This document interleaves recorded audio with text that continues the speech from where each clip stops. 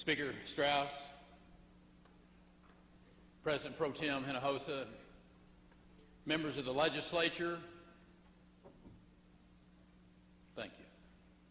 I appreciate you for this one final opportunity to speak to you in the chamber where it all began 30 years ago last week. Now, I come here to reflect on what we have done together and to say farewell, but most of all, to tell you it has been the highest of honors to serve as your governor for the last 14 years.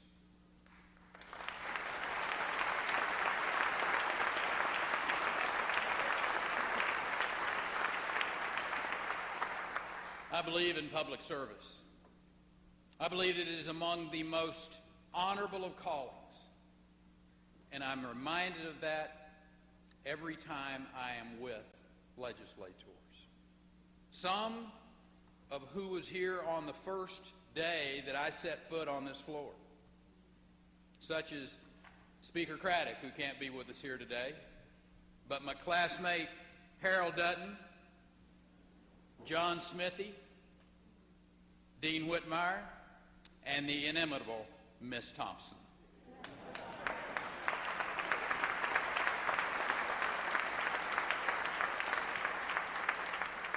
I'm delighted to be joined with the woman who has been a steadfast influence on me all these many years, the one as true to this cause as a needle to the pole, your First Lady and the love of my life, Anita Perry.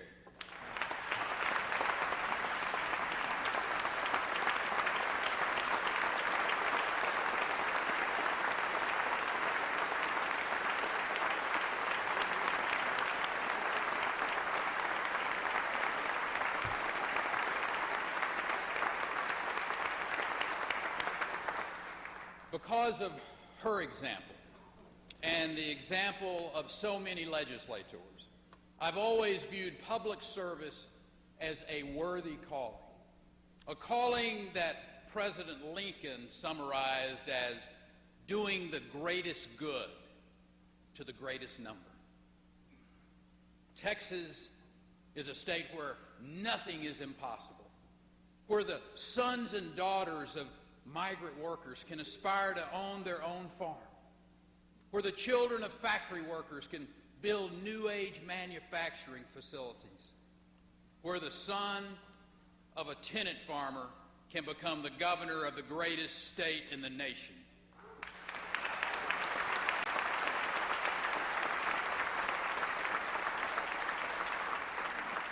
In Texas, it's not where you come from that matters, it's where you're going.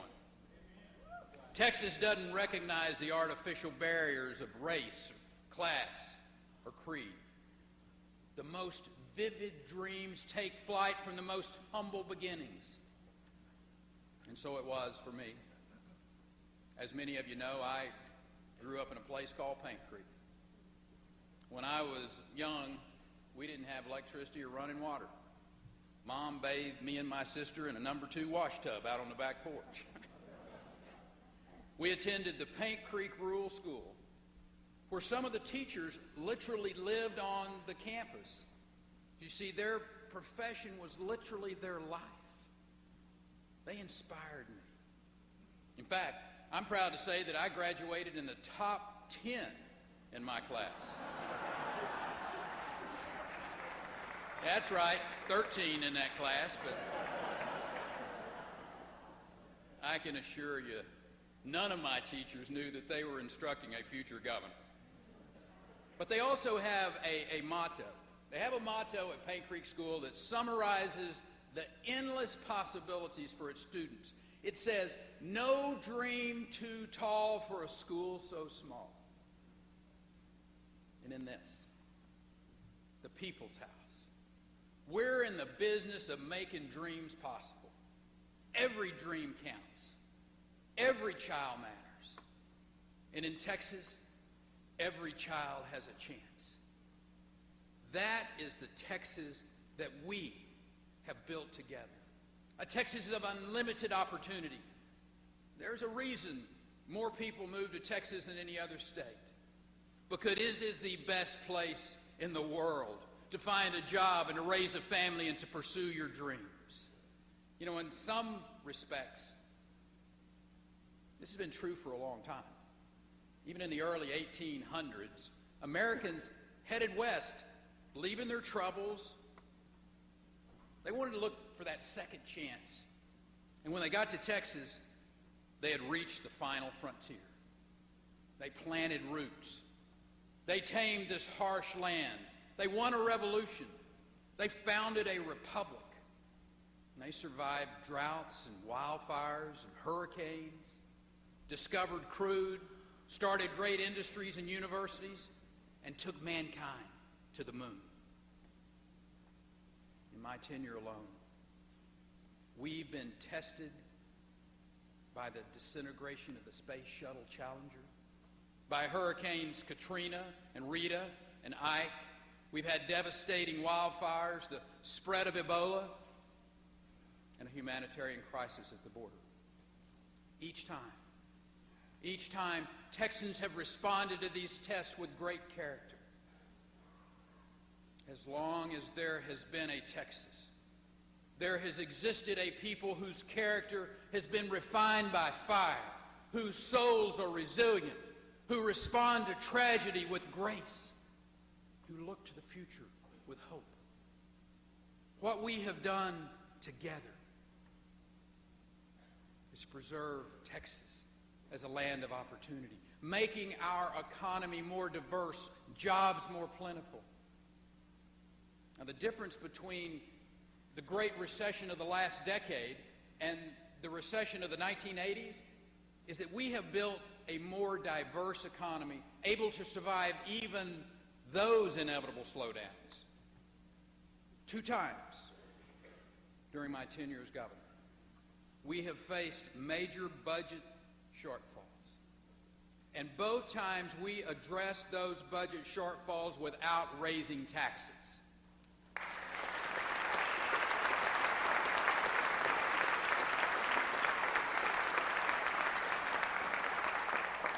Today, that rainy day fund is flush with billions in cash. And just think, that's only 4 years after a $27 billion budget shortfall.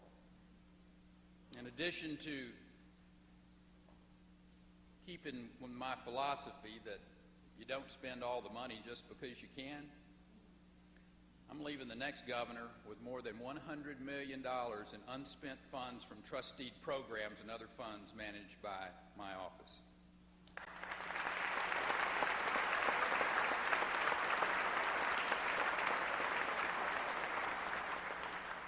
Our economy continues to be fueled by private sector innovation.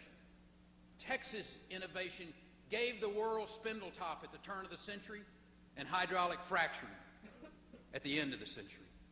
Today, horizontal slant drilling is tapping oil and gas fields unreachable just a few years ago.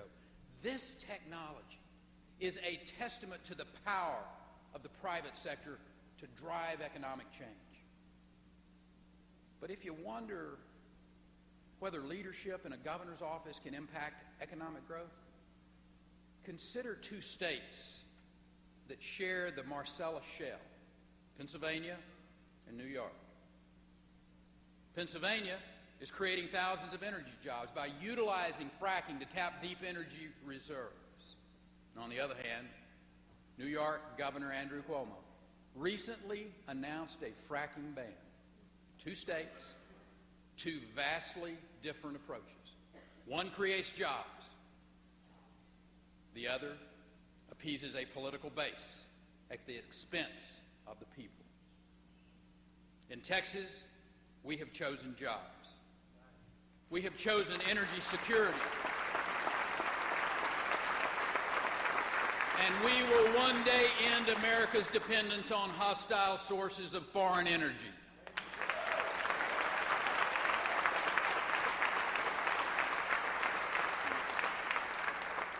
But our success doesn't stop with traditional fuel sources. You can be proud that Texas produces more energy from wind turbines than all but 5 other countries.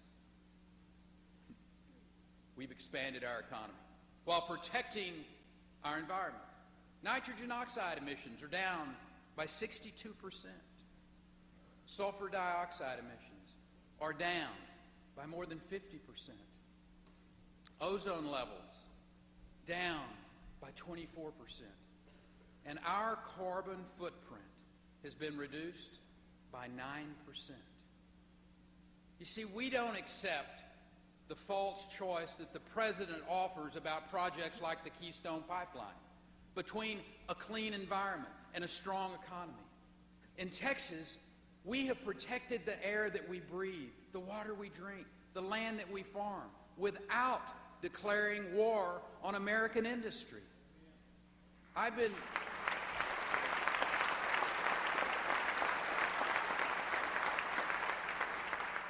been guided by a simple philosophy that job creation, not higher taxation, is the best form of revenue generation.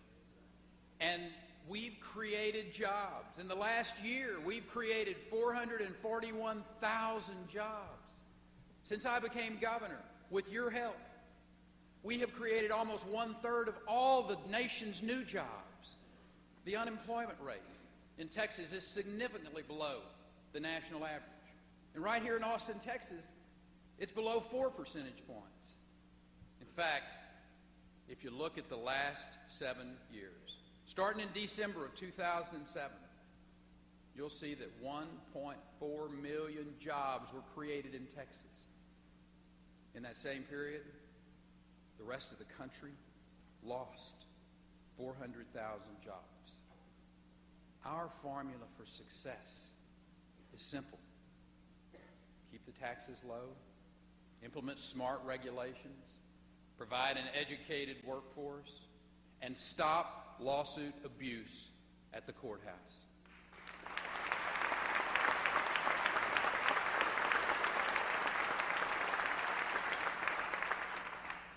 As you'll recall, with the election of the first Republican speaker since, more than a century, in 2003, we did two things that set the tone for the next decade. Those of you who were here will recall we first refused to raise taxes in the face of a $10 billion shortfall. Instead, we cut spending, we enforced zero-based budgeting, and we resisted the idea that Texans should pay more so government could cut less. And secondly, we passed the most sweeping lawsuit reforms in the nation. Reforms that Dallas Federal Reserve President Richard Fisher has called the key to our economic growth. These reforms were controversial among those who wrote opinion columns and hired swarms of lobbyists, but it wasn't controversial for the trucker or the waitress, the farmer or the nurse, the quiet majority that feels overbilled, taxed to death. Those Texans can't demand a raise when revenue exceeds revenue, and neither should government.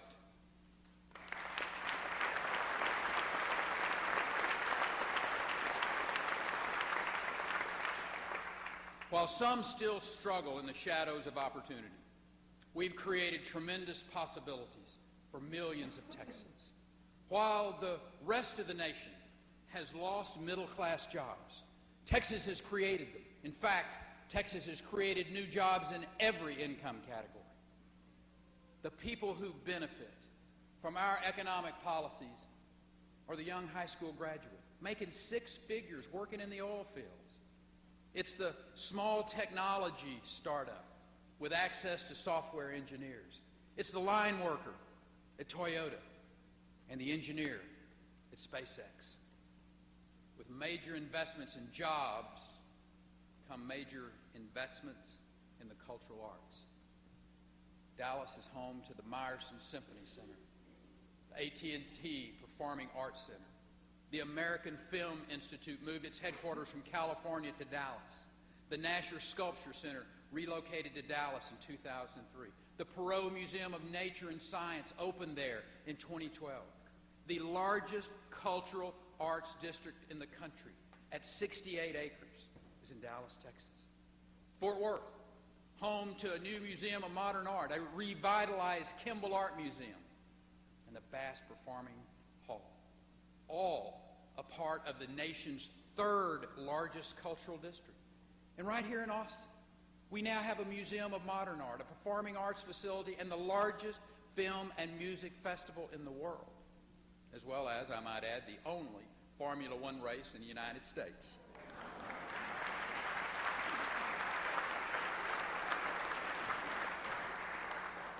And 75 miles south of here, Madam Secretary, in your hometown, San Antonio has that new performing arts facility. And tonight, in Houston, Texas, your hometown, Dean, there are more theater seats available anywhere this side of Broadway.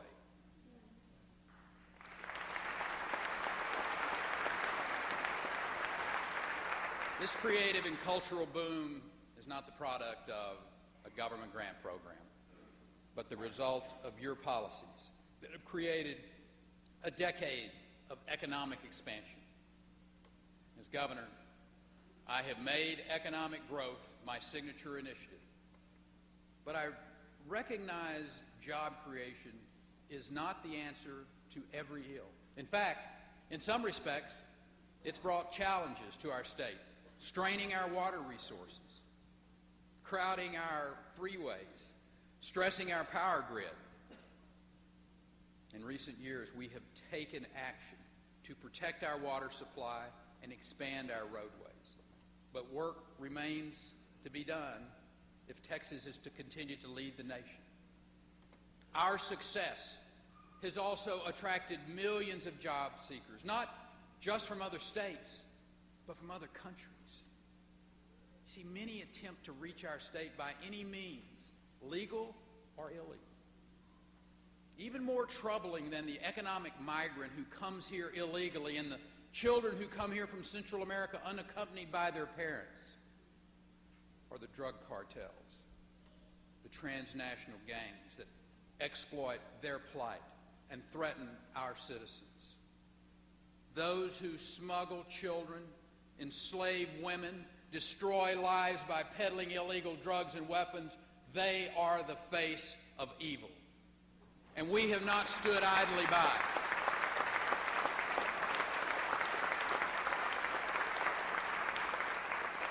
We have not stood idly by against that threat. Texas has done more to secure the border than any other state in the nation. And as long as Washington will not secure the border, Texas will be more than up to the task.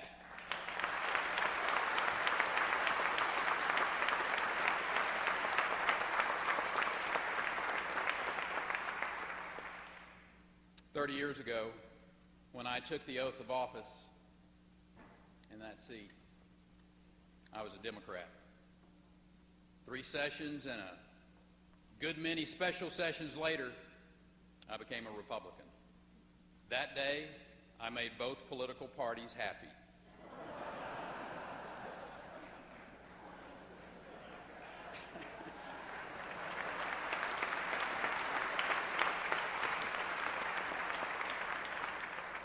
The one constant has been my belief in conservative ideas, that families know how to spend their money better than government, that government must do a few things and do them well, and that Texans, uninhibited by overtaxation and excess regulation, can make the most of freedom. But many of our citizens are not free today because they live with the chains of addiction. Over the years, I came to see our approach to nonviolent drug offenders as flawed. And because of the leadership of Democrats and Republicans, we started to take a new approach. On the advice of a Democrat judge in Dallas, we created drug courts. We've created diversion programs that treat alcoholism and drug addiction as a disease and not a moral failing. And because of these changes in policy, we've been able to shut down 3 prisons, Repeat offenses by drug offenders are down, and the lowest crime rate in this state since 1968.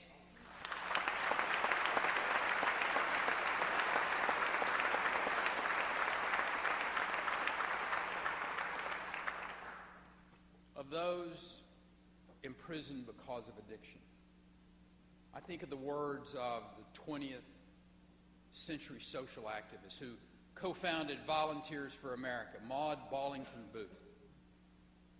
She said, "There is a sunshine that can force its way through prison bars and work wondrous and unexpected miracles, and a genuine change of heart where results seem the most utterly unlikely and impossible." My fellow Texans, we must remember, when it comes to the disease of addiction, the issue is not helping bad people become good, but sick people become well. Turning to diversion programs hadn't made us soft on crime. It's made us smart on crime. There is not a single accomplishment.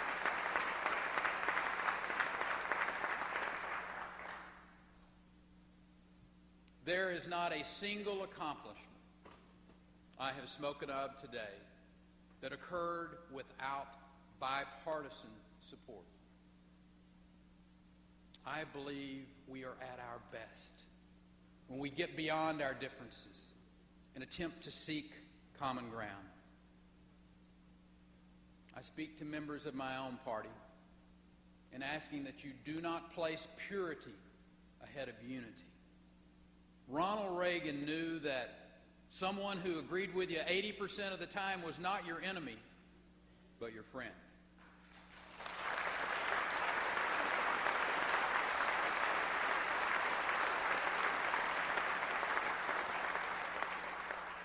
There's room for different voices, for disagreement. Compromise is not a dirty word if it moves Texas forward. If members of this body will work across party lines, put Texas first, I believe the best is yet to come.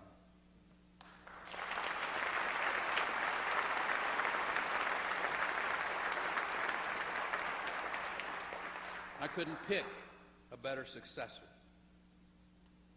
as governor than Greg Abbott.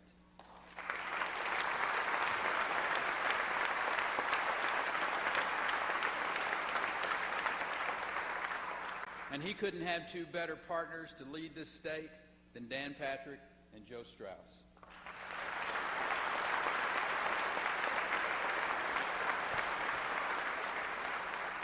As I bid farewell, I know the future's in good hands. And I'm confident that Texas will remain the best place to start a business, to find a job, and realize one's God-given potential. We are the new frontier of freedom and opportunity. A state whose landscape glitters with millions of dreams, big and small. I'm proud to call Texas my home. Humbled to have stood in her service for the last 30 years, and ever optimistic of what she will become in the years ahead. I leave you with this. Be true to Texas always, and she will be true to you. Good luck, Godspeed, God bless you, and through you may God continue to bless the great state of Texas.